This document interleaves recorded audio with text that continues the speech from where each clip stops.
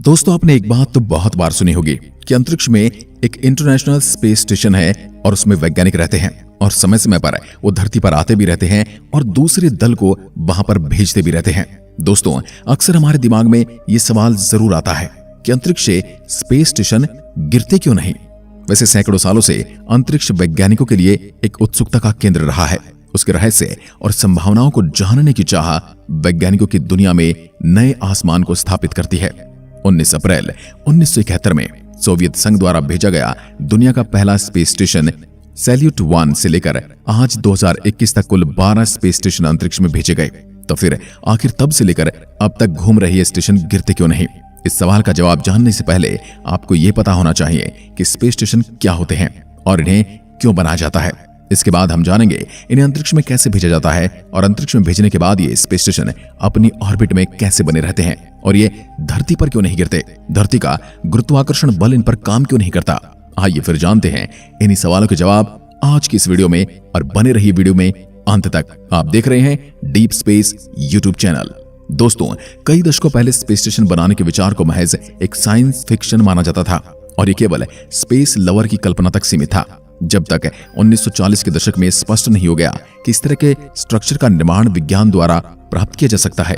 क्या होता है स्पेस स्टेशन?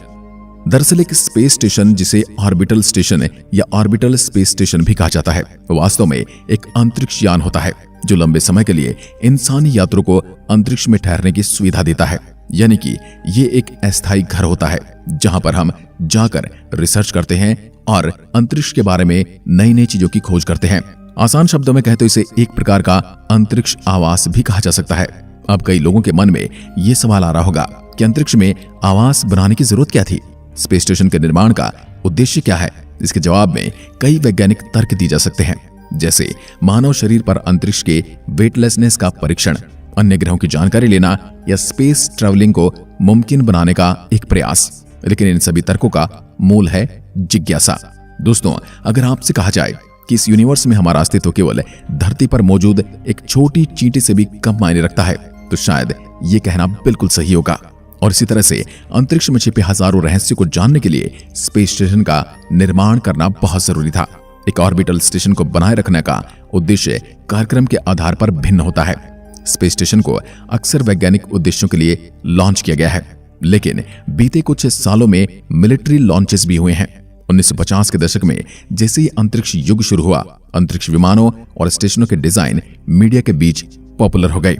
पहला अल्प विकसित स्टेशन 1969 में अंतरिक्ष में 2 रशियन सोयुज़ व्हीकल को जोड़कर बनाया गया था। उसके बाद 1984 में ISS इंटरनेशनल स्पेस स्टेशन का निर्माण हुआ। इंटरनेशनल स्पेस स्टेशन पृथ्वी के निचले ऑर्बिट में नासा द्वारा निर्मित एक पूरी तरह से ऑपरेशनल और स्थायी रूप से बसा हुआ स्पेस स्टेशन मौजूद है, जो कि इंटरनेशनल स्पेस स्टेशन ISS के नाम से जाना जाता है।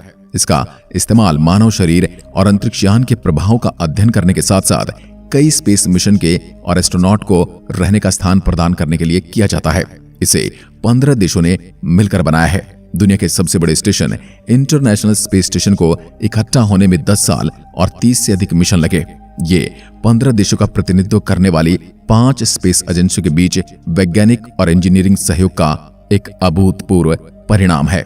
ISS यानी इंटरनेशनल स्पेस स्टेशन लगभग एक फुटबॉल मैदान के आकार का है, जिसका वजन करीब 460 टन है और ये पृथ्वी से 250 मील ऊपर अंतरिक्ष में परिक्रमा करता है। कभी कभी यह 450 मील के अंतराल पर भी पहुंच जाता है। इसे मानव इतिहास की सबसे बड़ी कामयाबी के तौर पर भी देखा जाता है।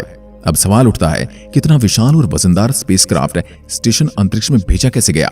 किसी साधारण स्पेसक्राफ्ट की तरह स्पेस स्टेशन को अंतरिक्ष में भेजना बिल्कुल भी आसान नहीं होता। पृथ्वी पर स्पेस स्टेशन बनाना और फिर उसे एक ही बार में अंतरिक्ष में लॉन्च करना असंभव है।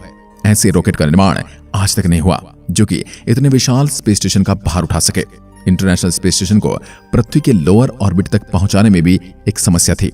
हालांकि इस समस्या को दूर करने के लिए स्पेस स्टेशन को अंतरिक्ष में अलग अलग हिस्सों में लॉन्च किया गया और धीरे धीरे ऑर्बिट में स्थापित किया गया, जो कि पृथ्वी की सतह से लगभग 400 किलोमीटर ऊपर है।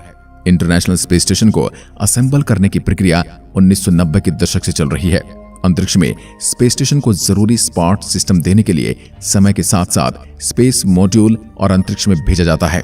अंतरिक्ष में स्पेस स्टेशन को जरूरी सपोर्ट सिस्टम देने के लिए समय के साथ साथ मटेरियल को अंतरिक्ष में भेजा जाता है। 20 नवंबर 1998 में एक प्रोटॉन रॉकेट द्वारा इंटरनेशनल स्पेस स्टेशन के पहले मॉड्यूल ज़ारिया को लॉन्च किया गया था। ज़ारिया के लॉन्च होने के 2 सप्ताह बाद STS-88 स्पेस शटल मिशन में यूनिटी को लगाया गया, जो 3 नॉट मॉड्यूल से बना हुआ था और इसे ज़ारिया से जोड़ा गया था। इस बीच कई और मॉड्यूल स्पेस में लॉन्च किए गए, जो कि निर्धारित अवधि में ISS के साथ जुड़ते गए। पूरे स्पेस स्टेशन के निर्माण के लिए 40 से ज्यादा असेंबली उड़ानों की जरूरत थी। 2020 तक 36 स्पेस शटल उड़ानों के द्वारा ISS एलिमेंट्स को स्पेस में डिलीवर किया गया। किसी भी स्टेशन को अपनी ऑर्बिट में बने रहना बहुत जरूरी होता है।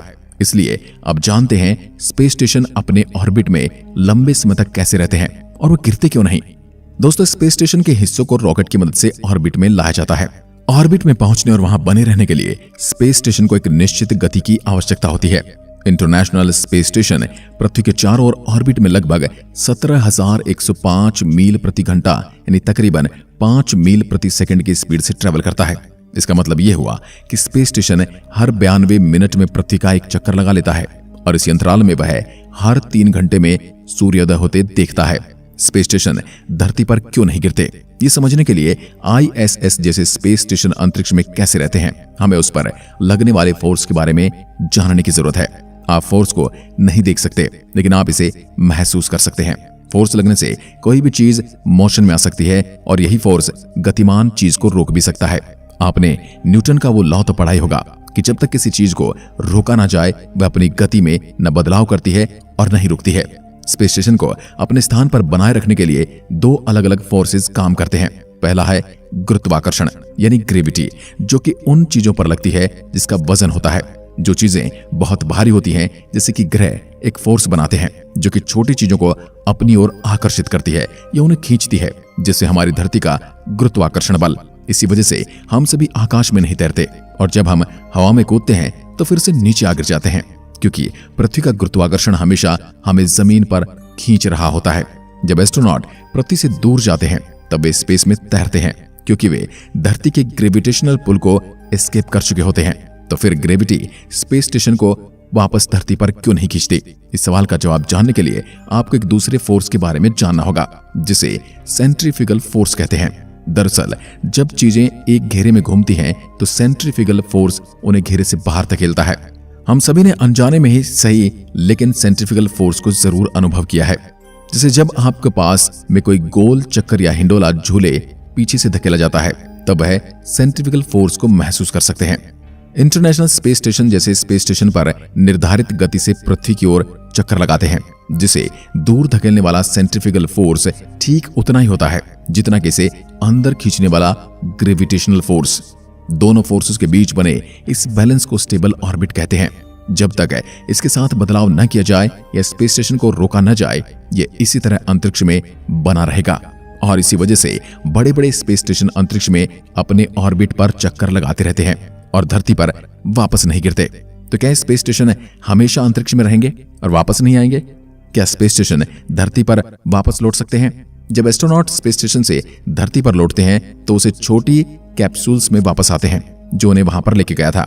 हालांकि उस छोटे कैप्सूल्स में केवल 3 लोग ही वापस आ सकते हैं, उससे ज्यादा नहीं। अगर इंटरनेशनल स्पेस स्टेशन की बात करें तो क्या होगा जब हम इंटरनेशनल स्पेस स्टेशन का उपयोग नहीं करेंगे?